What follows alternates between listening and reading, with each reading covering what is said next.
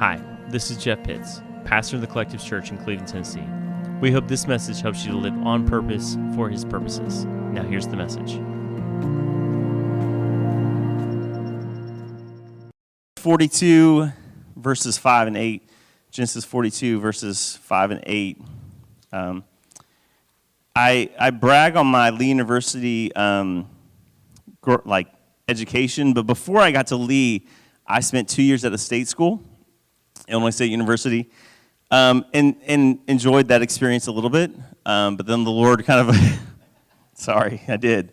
No lies here. Enjoyed that experience a little bit. But my favorite class, was I was trying to sort out this calling thing, God was calling me, and I was like, no, Jesus, I'm not going to do that. I'm going to go do other things. I was going to go into business. But we had to take an art class, like a lot of colleges, liberal arts colleges. You have to take some sort of art class, and I took Intro to Film Art. Favorite class I ever took, even over New Testament study. It was such a great class. And I remember our professor talking about movies where the end begins before the beginning of the movie. So they show you the last scene of the movie, and then you're trying to figure it out. And so we're going to look at we're going to look at Joseph, the life of Joseph, and I want to set up the end before the beginning. So let's read this together. So the end before the beginning. Genesis 42.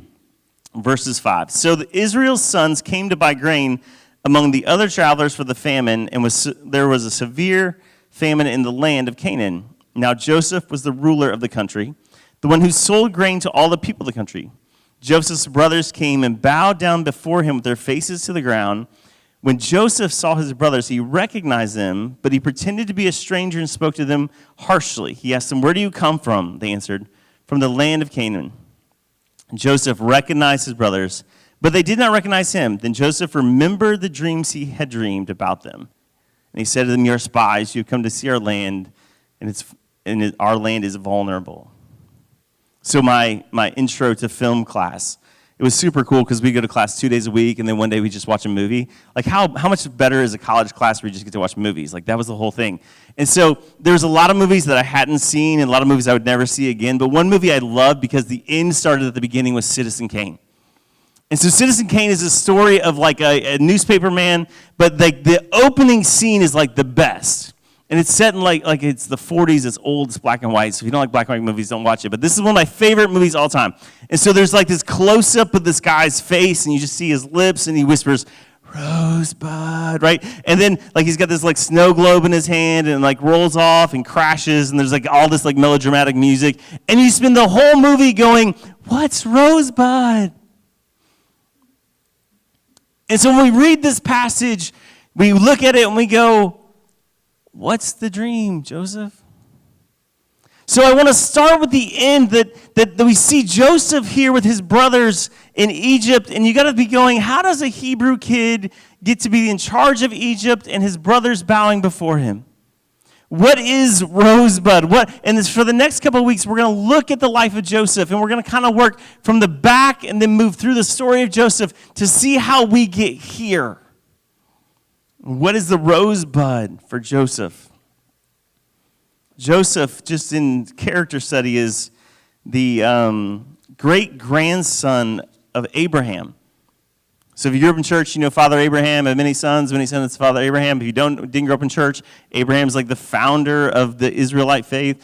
He's the grandfather of the Hebrew faith. He's where it all began. God calls Abraham out of Ur of the Chaldeans, and then there's Isaac, and then there's Jacob, and Jacob has all these boys, and then he has Joseph with his wife Rachel.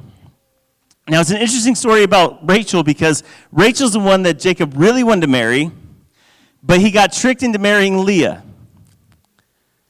Now, I'm not a great biblical scholar, but I got a lot of information about Bible things, and it says Leah was weak-eyed.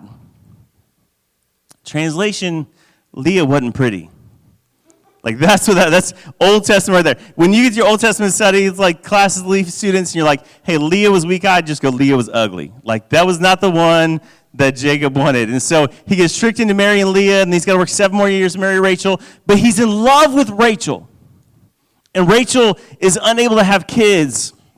And so he has sons with Leah, and then he has sons with Rachel's maidservant, and then he has sons with Leah's maidservant, and he has 10 sons till finally he has a child with Rachel, and that child is Joseph.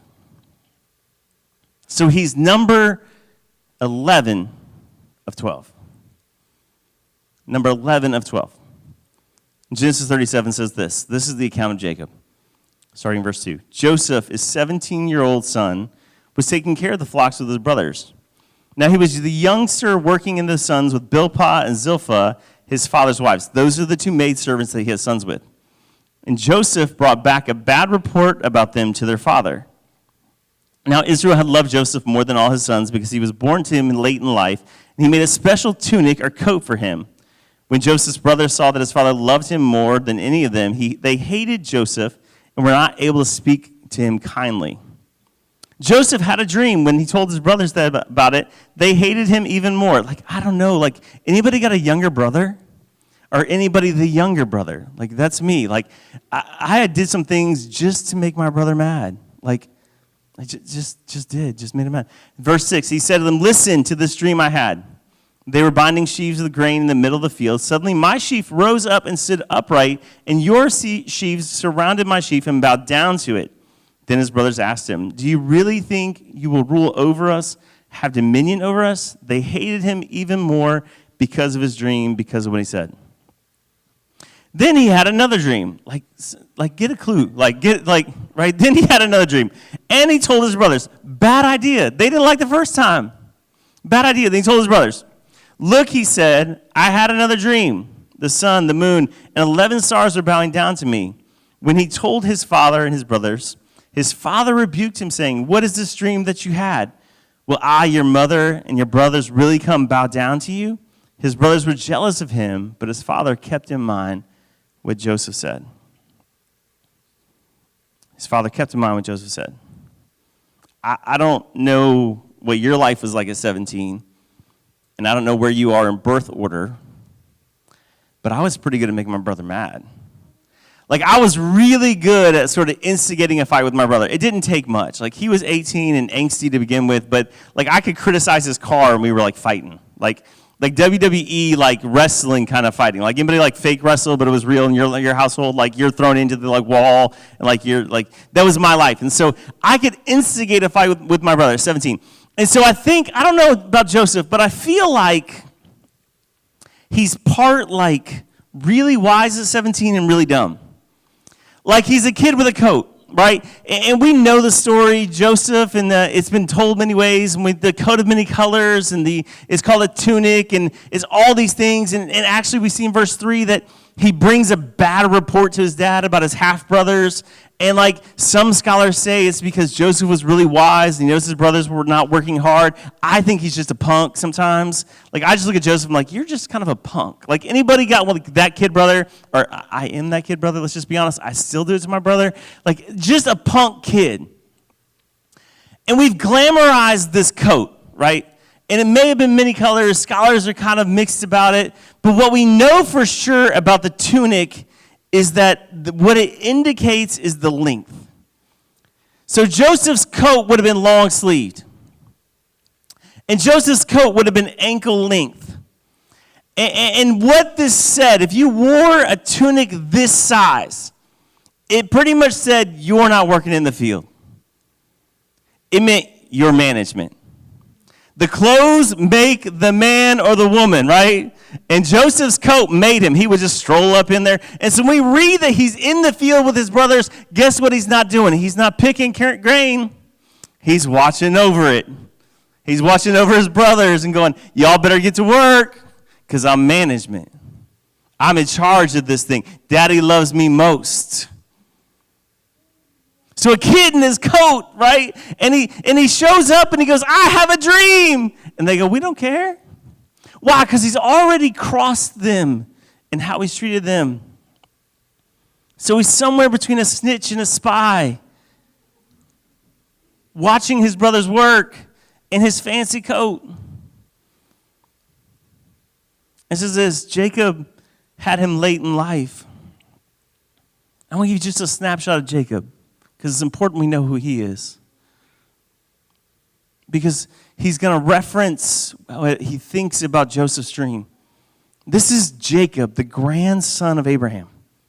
This is Jacob, the one who had the vision of angels descending and ascending on a ladder. And he said, Bethel, this is the place of God. This is Jacob, who the rest of his life, and at this point in the story, is going to walk funny because he had wrestled the Lord, and the Lord had touched his hip. This is Jacob. This is Israel. This is the one who wrestled the Lord, and he's going and having sons. And he says, I've got a favorite son. Now, this is pretty natural for Jacob, because Jacob was the favorite of his family. He had a brother Esau, and his mom set him up and hoodwinked his dad to get the blessing. And Jacob comes from a favorite called Isaac, because Isaac had a brother named Ishmael, and God chose Isaac, not Ishmael. And listen, he comes from the favorite of even Abraham. Abraham was chosen by God from a whole family in Ur of the Chaldeans and set apart. Like, favoritism is natural in his family. And it just so happens that the second youngest kid is the favorite, with his management coat and his swagger style and his snitching on his brothers. And he goes to them and he says, I have a dream. I have a dream. Before Martin Luther King said, I have a dream, Joseph said, I have a dream. Now, my wife has the gift of dreams. And so our morning routine kind of looks like this. It's we'll get up and sometimes exercise, but we make coffee and we have devotions. And I sit on one side of the couch and she sits on the other side of the couch, and we have our Bibles and we're doing our things. And there's sometimes just a sense of something. There's a sense that she had a dream. Now, it's one of two dreams. It's that we ate dinner late, and she had a dream that I did something stupid in her dream, and she's mad at me. Come on, if you're married, you know that happens. Like, y'all, don't be you're afraid to laugh because your wife's sitting next to you, but you know that it's true. You are in trouble for 2 days for something you didn't even do. It just happened in the dream, and you got to settle up with it. You got to buy flowers or coffee and be like, I'm sorry for what I did in my dream. It really wasn't me, but I'm still sorry, right? That's one dream. And then the other dream is when God speaks to my wife. And there's just this, like, clear evidence. And I'll be doing my devotions, reading my Bible, doing my journal, writing my affirmations, doing the things I do, and I'm like, oh, God spoke to you. Like, I don't know how I know, I just know. And she's like, how do you know? And I was like, I don't know, I know. She's like, then what's the dream? I'm like, I don't know what the dream is. I just know you dreamed. And she will have these vivid God dreams of things I got no way of knowing or understanding.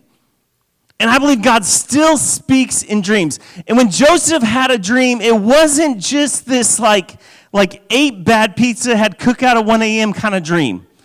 Like, some of you students are having bad dreams because you hit the cookout at 2 a.m. That's not the Lord, okay? Cookout's not ever of the Lord. Let's just clarify. Like, that's just not how it's going to happen. Papa John's, maybe. Cookout, no. But some of y'all having dreams about things because you ate late or because you watched really bad Netflix. But I know there's other people in our house that God has given them the capacity to have dreams and visions. Let me clarify again. This is not your Pinterest board. This is not the life goals. This is not the who I'm going to marry. This is not your wedding portfolio dream. This is that the Lord has spoke something specific to you, over you, through you, for a specific thing, okay? God-given dreams are typically warnings, cautions, calls to prayer, repentance, and usually a time glimpse into future events. And a lot of times, they are figurative or symbolic. So a God dream is not simply like, hey, this is what I want to accomplish. That's good, that's a goal. But that's not a God-given dream. And some of you see things, and this is what I love. We do this in DNA. We do spiritual gifts tests. And a lot of times, and I don't know why this happens, but we have a bunch of people who have the gift of prophecy, and they get freaked out by it. And then we explain it, and they're like, oh, yeah, I do that all the time, right? Like God speaks to people. I believe God's still speaking to people through dreams and vision. And this is sometimes a figurative or symbolic kind of dream. Like, one of Joseph's dreams is about grain, bowing. That's not normal. The other dream is about stars and moons and people bow. Like, that's not normal. Those are God-given dreams. So what do you do with a God dream? What do you do with the dreamer? and the dream giver. Let me tell you what not to do. Don't tell your brothers. Don't tell your brothers. There are some things not worth sharing. I think sometimes, and this is like our social media instantaneous generation, God speaks to us for us, and we think we got to share it with everybody. Listen, there have been times, I can't tell you the number of Facebook posts I have deleted because I was like, this is good. This is revelation. This is from the Lord. And the God goes, no, that's for you, not for them. And there are certain times and spaces and places to share what God has given you, but it's not always in that moment, and it's not always with that audience. And sometimes I think because we want some sort of response to God speaking to us, that we just throw it out there for everybody. I don't think this was for everybody. I don't think this dream was that his brothers would know. I think Joseph's a 17-year-old punk at this point. And I think God spoke to him, showing him a glimpse of the future. And in his maybe arrogance, in his fancy coat, he said, let me tell you what God told me. And then he's stupid enough to do it again. Here's what you don't do. If it doesn't work the first time, don't do it again. It's just simple, right? If you stick your finger in an electric socket and shocks you, don't touch it again. Just don't do it again. But Joseph, not wise yet. This is what I don't get. See, the second time he tells the dream, he tells it not just to his brothers, but to his dad. Again, we described who Jacob is. If anybody should get it, it should be Jacob. I thought about this all week, and Jacob rebukes him. He goes, are we going to bow to you? And I'm like, Jake, why do you not get it? You should get it. You've wrestled God. You walk funny still. You've seen the vision. You've seen angels descending and descending. You should. Sometimes God speaks something over your life, and the people you think should get it won't get it. Listen, God has given some of you a vision and a dream, and you go to somebody you think they're trustworthy, and you should get this, and it's somebody close, maybe family, and they go, what are you thinking? Some of you go to your parents who love the Lord, been maybe serving in church, and you go, I want to go across the world as a missionary, and they're going, why? There's some of you, and listen, I'll be clear with it, some of you who are wanting to step into ministry, and you got parents who love the Lord, and they go, you should get a teaching degree, because that's the smart way to go about it.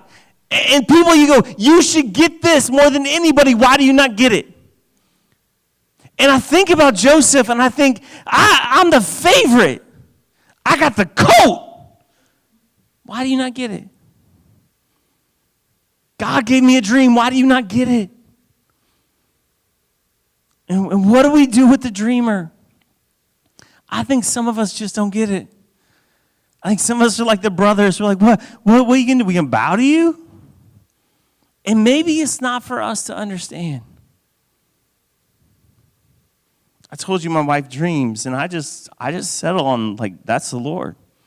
She'll share some things with me, and I just go, okay, we'll pray about that. Because I don't know. It's not for me to get sometimes. And there are things God speaks over your life, and visions he gives you, and dreams he's put in you, and things he said over you that people just won't understand, and sometimes it's not worth sharing. So maybe you need to store up the dream instead of sharing it. What do we do with the dream and the dreamer? I think sometimes nothing. In the rest of the biblical record of Joseph, we started at the end.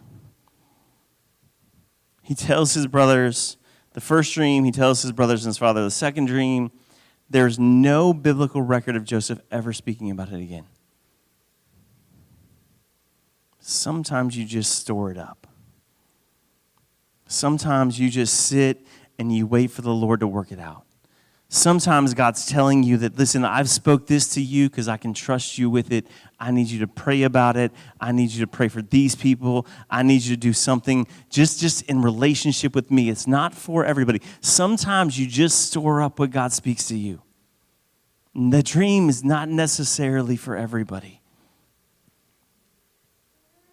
So here's what happens to Joseph. Verse 12. When his brothers had gone to graze their father's flocks in Shechem, which is interesting altogether because they'd already caused some trouble in Shechem. That's a whole other story for another day. Israel said to Joseph, that's Jacob, your brothers are grazing their flocks in Shechem. See, he's not even there. Like the boys are out grazing, and Joe's at home hanging by the house. That's my kind of life. Sorry about that, guys. Come, I will send you. I'm ready, Joseph replied. So Jacob said to him, go now and check on the welfare of your brothers in the flocks and bring me word. So Jacob sent him from the valley of Hebron. When Joseph reached Shechem, a man found him wandering the fields. The man asked him, what are you looking for? He replied, I'm looking for my brothers. Please tell me where they are grazing their flocks. The man said, they left this area. I heard them say they're going to Dothan. So Joseph went after his brothers and found them in Dothan. Now Joseph's brothers saw them from a distance, and before he reached them, they plotted to kill him. They said to one another, here comes this master of dreams. Come on now, let's kill him and throw him into one of the cisterns. Then say that a wild animal ate him, and then we'll see how his dreams turn out.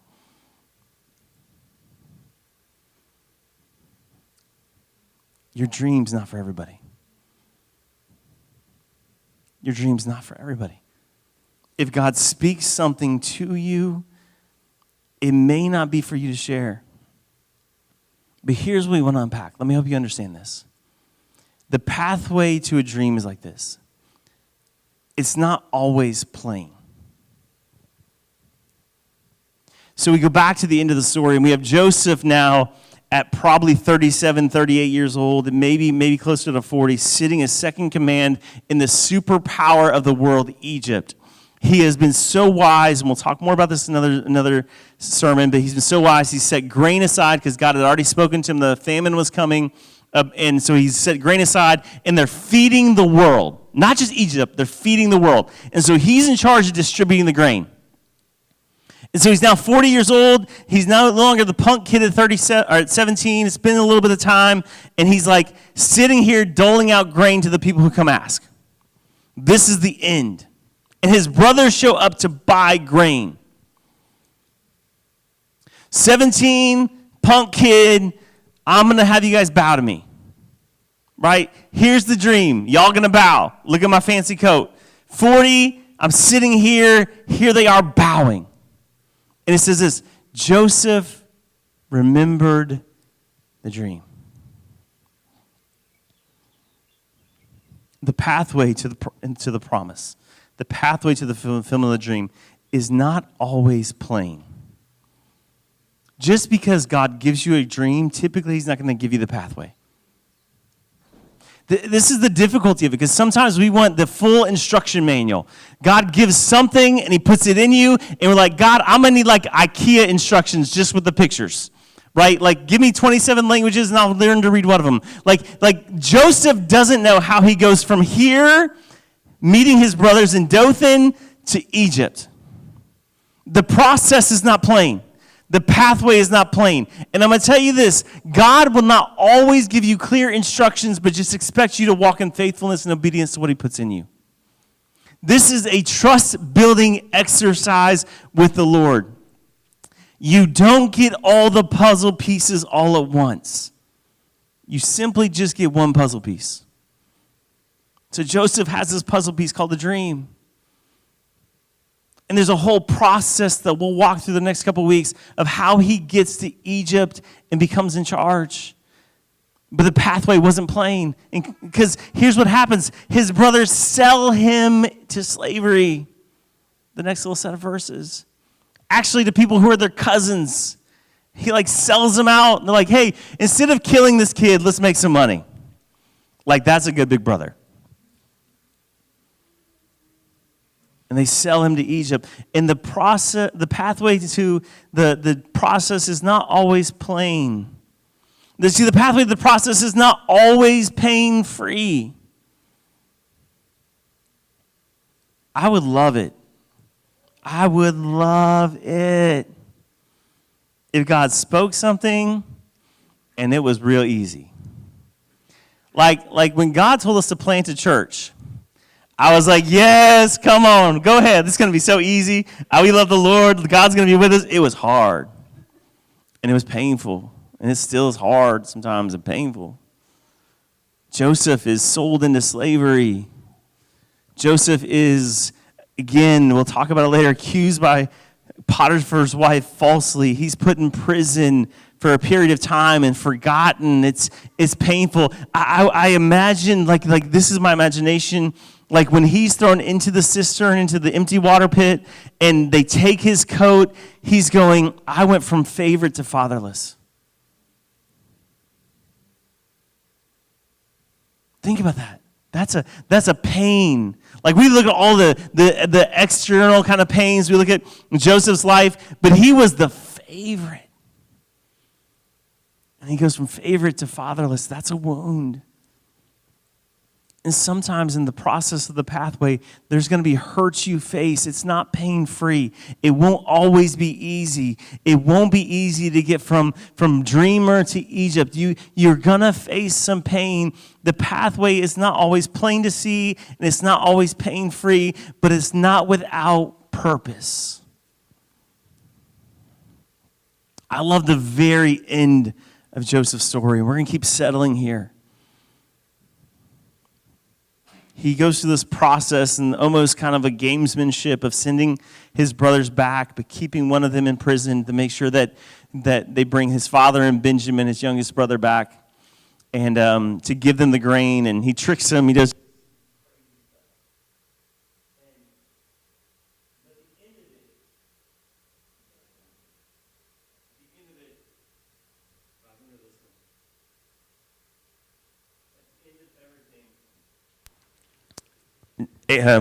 Jacob has died, and he's sitting with his brothers.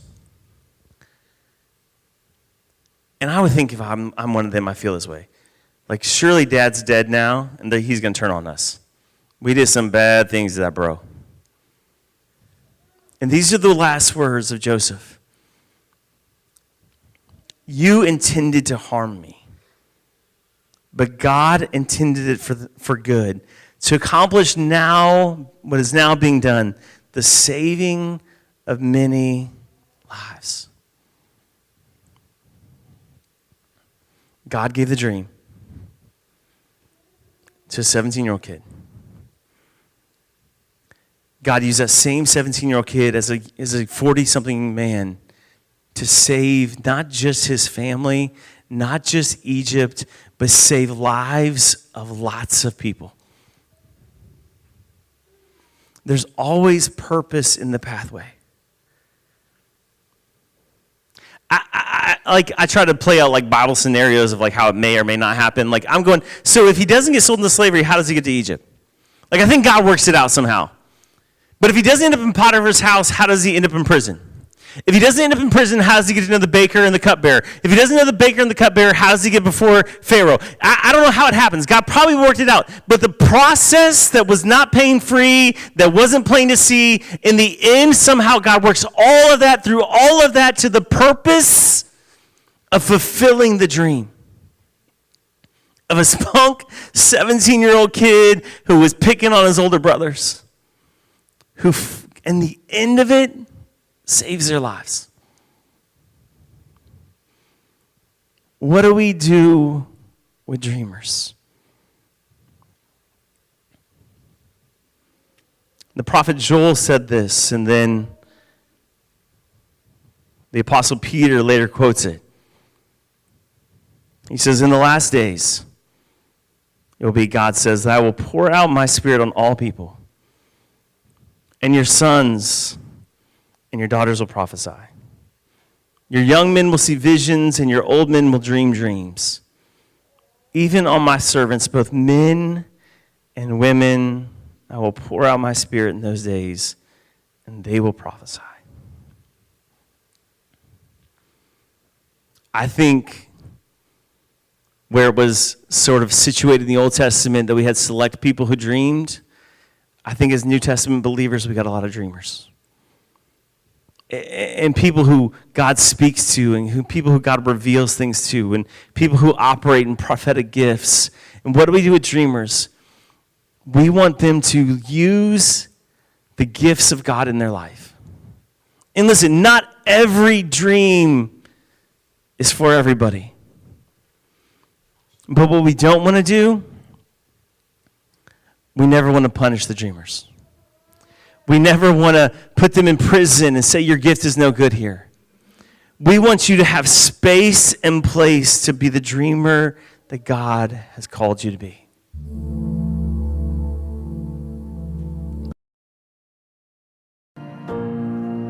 Thanks for listening to our podcast. And remember to rate, review, and subscribe. Now go be the collectives.